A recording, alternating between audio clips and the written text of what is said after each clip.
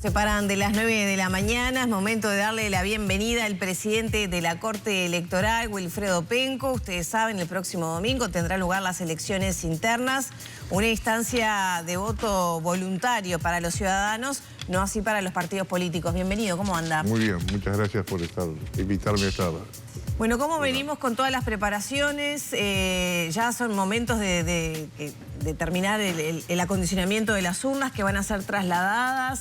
¿Cuál es la dificultad o el elemento de estrés por estas horas? Sí, se concentra fundamentalmente, por un lado, en la terminación del acondicionamiento de urnas y la distribución hacia las Fuerzas Armadas, que son las que la van a custodiar hasta el domingo a primera hora de la mañana, y cada custodia se va a presentar en el local donde funciona el circuito que corresponde a esa urna o a esa maleta, porque en realidad tenemos que hablar ya de maletas electorales, dentro de las cuales hay urnas y otros materiales, y entonces decía que el custodia va a entregar a los miembros de mesa la urna o la maleta correspondiente, y allí empieza todo. ¿Cuándo empieza la distribución de las maletas? Ya empezó. ¿Ya empezó? Ya empezó, en Montevideo ya vienen distribuyendo desde ayer, desde anteayer en realidad, y viene produciéndose con perfecta continuidad.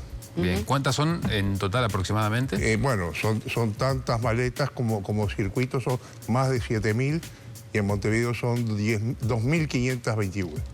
Hay más de 2.700.000 habilitados para votar. ¿Cómo estamos comparativamente con la última elección interna? Estamos, hemos crecido, hemos incrementado el total de participantes habilitados para votar, pero no es un aumento significativo.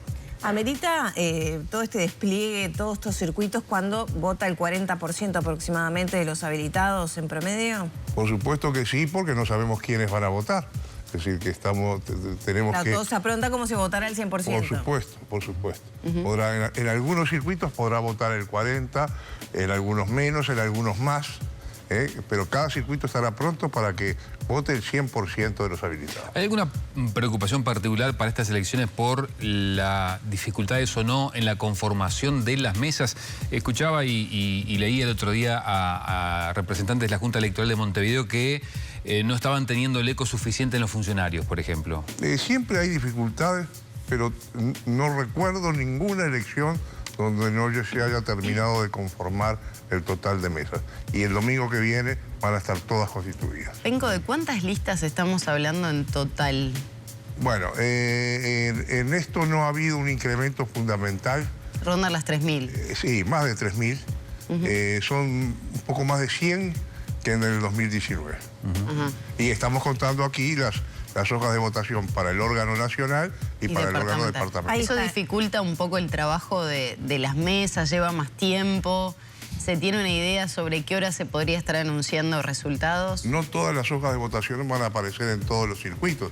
Por lo pronto las hojas departamentales y también las nacionales que son elegidas en circunscripción departamental corresponden a cada departamento. Hay departamentos que tienen más hojas de votación, por ejemplo Canelones o Montevideo, y otras tienen menos hojas de votación. Pero aún en las que tienen más hojas de votación, no todas aparecen en todos los circuitos. De manera tal de que tendremos después que estudiar el tema en los casos concretos para ver cuántas hojas aparecieron en cada circuito en particular.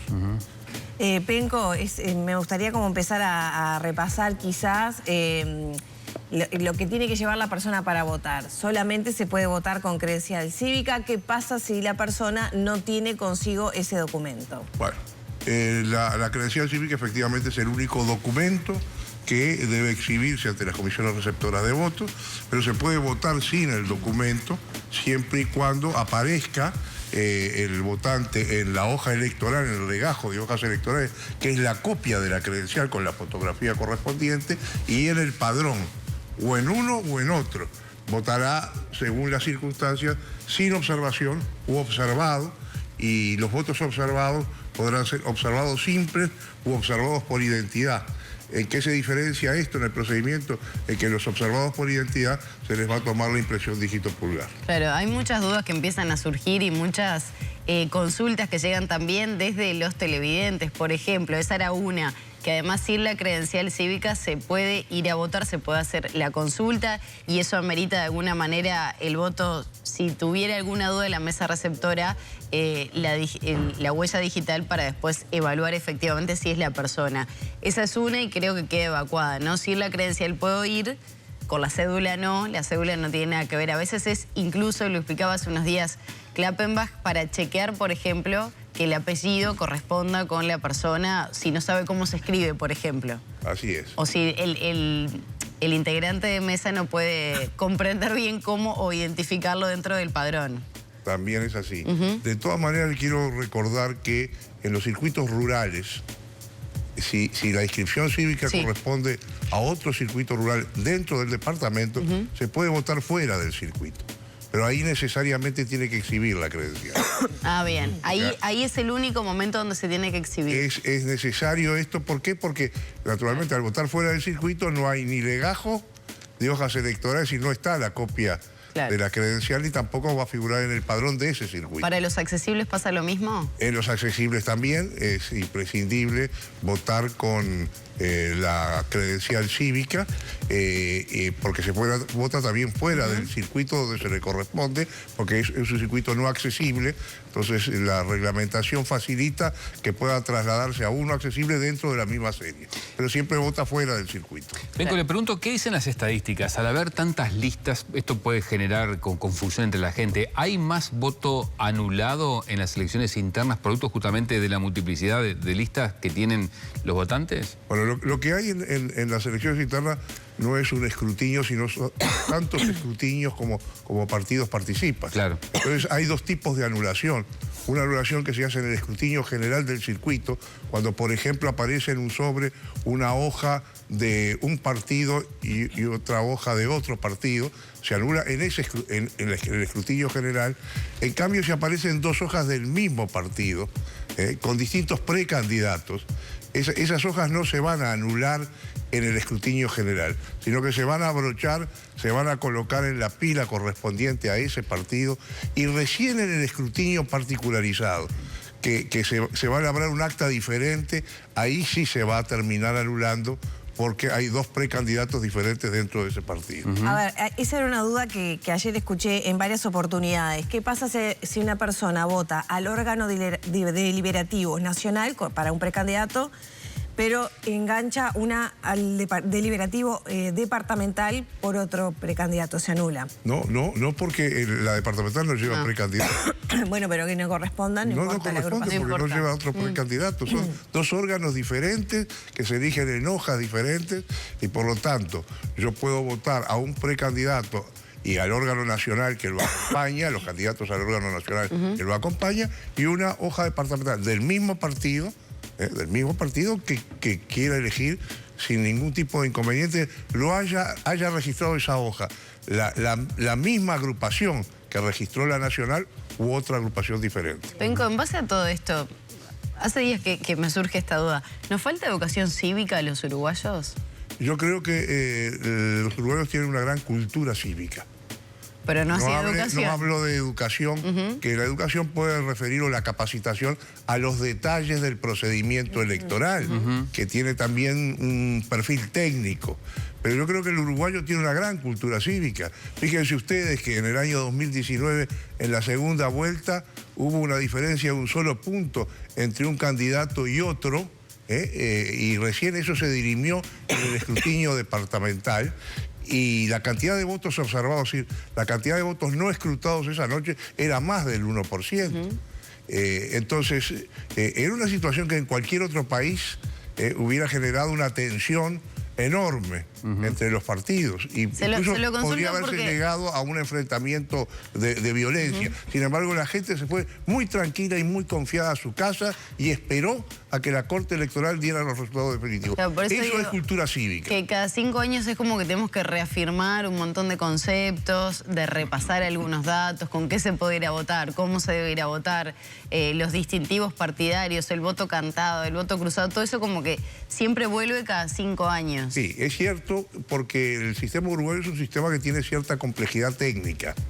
pero que también forma parte de nuestro perfil. El solo hecho de votar con hojas de votación que las imprimen los partidos. Mire, han llegado en las últimas horas invitados internacionales de otros países de América, magistrados electorales, y se asombran del perfil de nuestro sistema electoral, de que se vote con hojas de votación y de la manera que esas hojas de votación se presentan, del doble voto simultáneo o del triple voto simultáneo en una elección nacional. Son características propias de nuestro sistema que no se repiten en otros países. Claro, muy garantista, pero también que lleva sus complejidades y dificultades a la hora, por ejemplo, de hacer los escrutinios y demoras también, ¿no? Sí, hay una demora desde el punto de vista del escrutinio, a la medida en que es manual, pero es un escrutinio con todas las garantías, porque se hace frente a todos los delegados partidarios, se va extrayendo sobre por sobre, se va extrayendo cada hoja de votación de cada sobre, se va mostrando.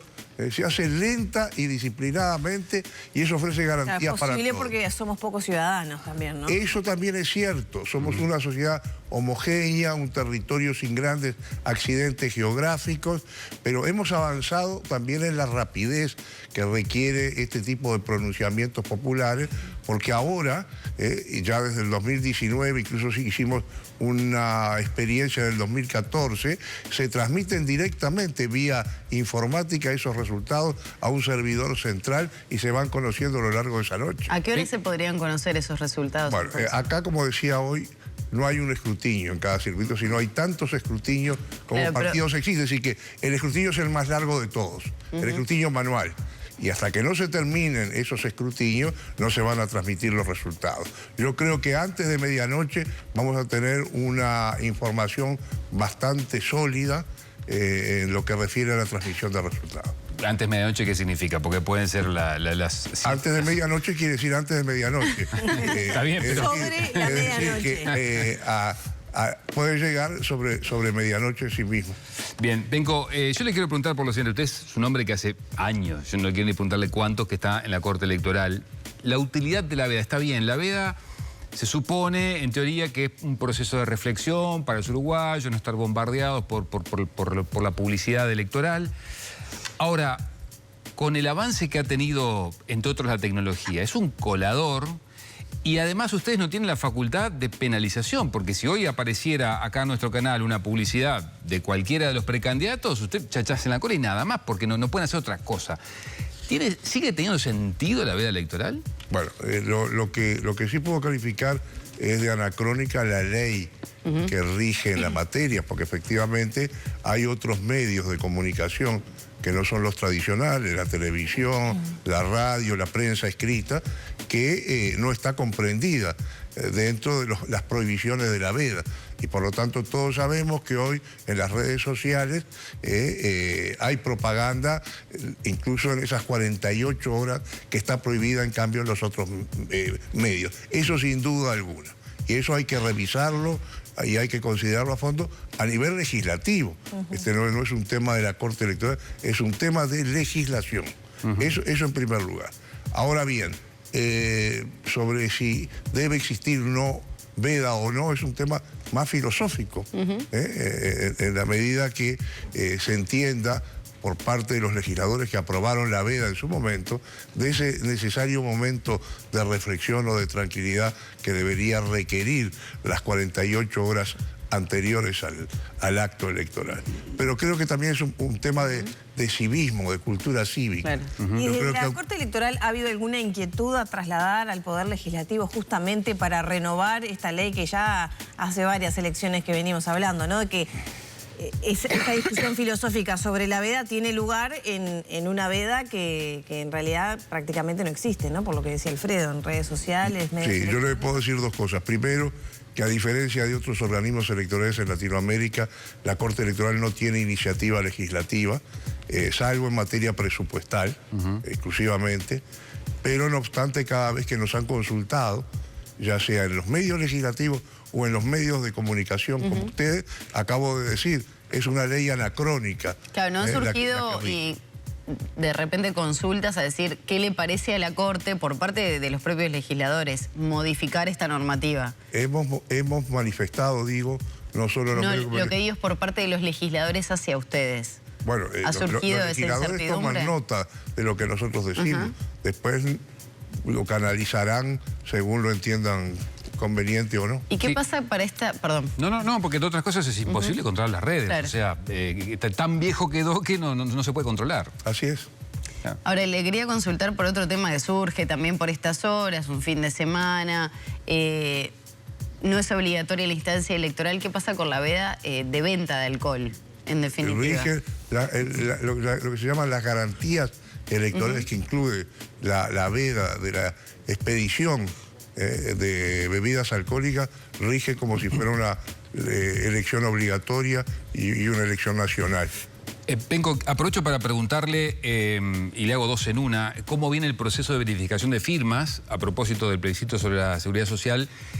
Y hoy se anuncia la presentación de un recurso por parte del PIT-CNT o los representantes trabajadores que no fueron validadas sus firmas. Entonces, ¿cómo vienen las firmas y qué hace la Corte ante un recurso como ese? Bueno, las firmas se siguen cotejando, se sigue avanzando en el trabajo. ¿Cuántas van más o menos? Ayer se había superado prácticamente más del 9%, es decir, que estábamos muy cerca del 10% del total de habilitados para votar, que es lo que requiere la Constitución.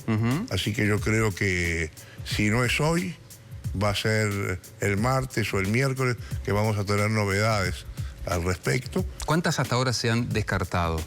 Bueno, a ver, el descarte está desglosado por diversas causales, porque por ejemplo alguien firmó, pero todavía es menor, es decir, tenía credencial cívica porque va a votar en la municipal o en la departamental del año que viene, pero si se somete a plebiscito esa iniciativa en octubre, no puede votar. Ese no puede votar y por lo tanto tampoco estaba habilitado para firmar, pero puede haber habido una confusión, un menor.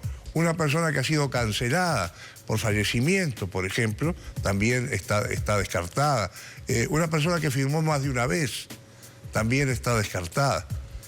Y también hay un descarte que es muy importante, que es el que corresponde a lo que se llama grupo 2, es decir, grupo de datos incompletos. ¿Sí? Cuando los datos que hay que poner junto con la firma, serie y número y nombre y apellido, no figuran en el espacio que está destinado a recoger la firma o la adhesión.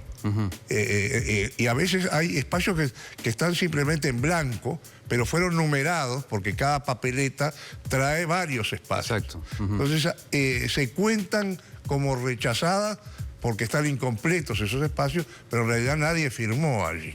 ¿Y cuántas son entonces? Bueno, no, de memoria no le puedo señalar hoy cuántas son, porque además va cambiando todos los días. Y después están también las que no coinciden.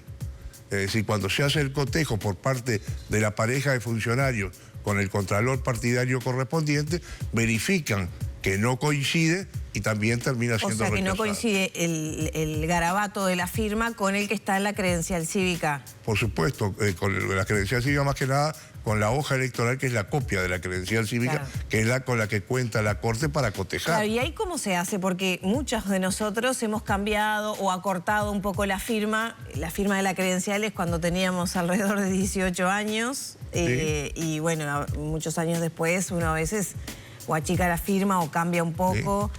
Sí. ¿Qué valoraciones se toman? Bueno, son funcionarios que no son peritos calígrafos.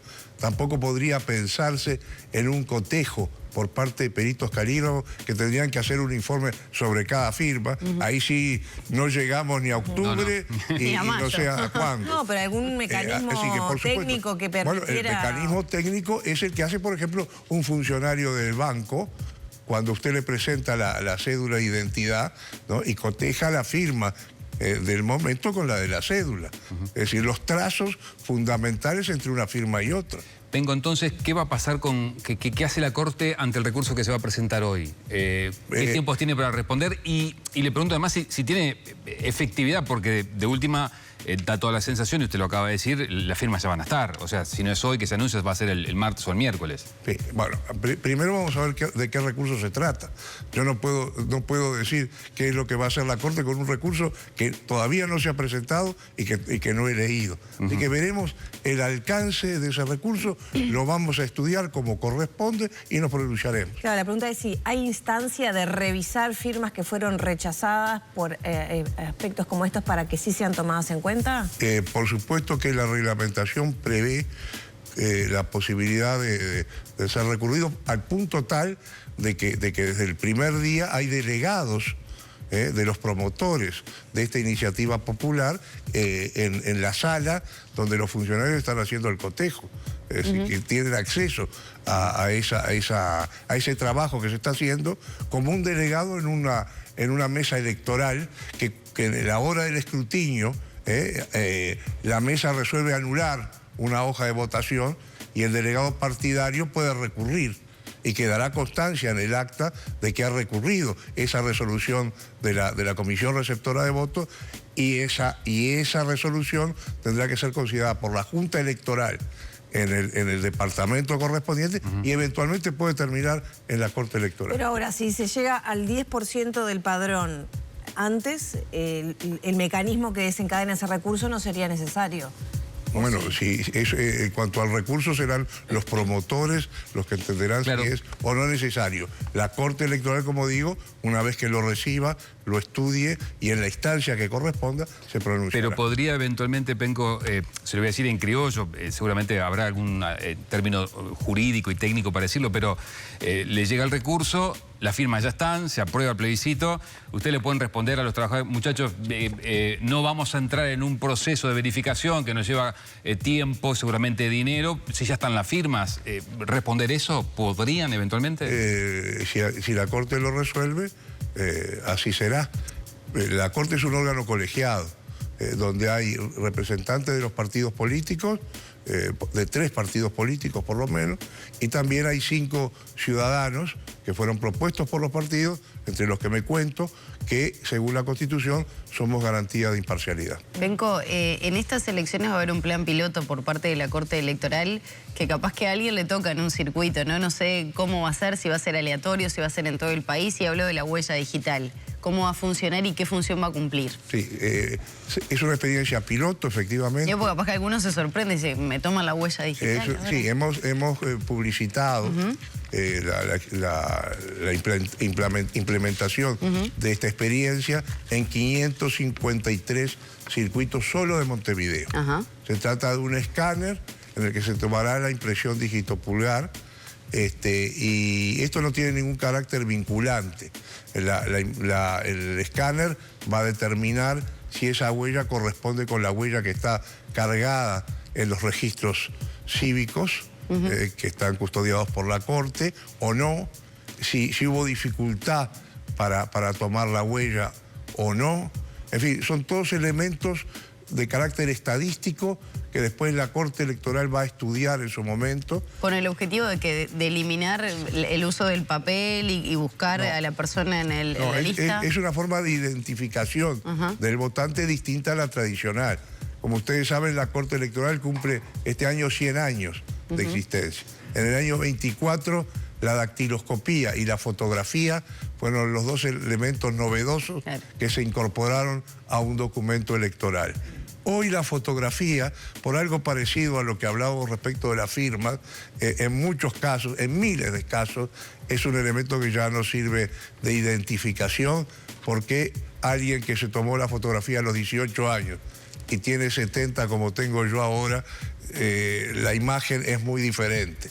Entonces, el futuro está diciendo que la tecnología apunta a otra forma de identificación, que es la identificación biométrica.